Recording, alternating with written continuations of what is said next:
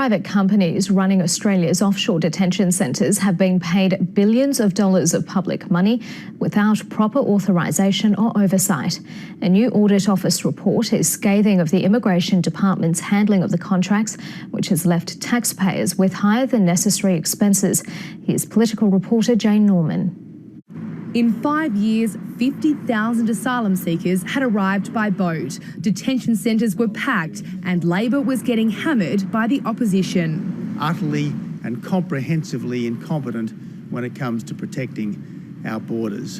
An election year loomed and Julia Gillard was desperate to find a new Pacific solution. Any asylum seeker venturing to Australia on a boat is at risk of being transferred to Nauru or to Manus Island. Labor reopened the centres in 2012, but in the rush to re-establish them, a new report has found the Immigration Department entered into vague contracts with private companies without any real idea of what they wanted.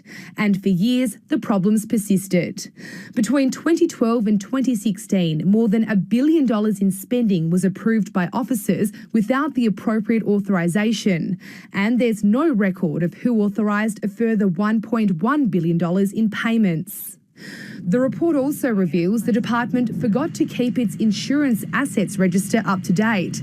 So when a $75 million building on Nauru burnt down during a riot, it wasn't insured. The Audit Office concludes the department has fallen well short of effective contract management practice, and the deficiencies have led to a higher than necessary expense for taxpayers. It's quite clear that the department has failed. And the minister, what sort of a management is he undertaking? I mean, they talk tough, this government, but they can't administer and operate their own departments.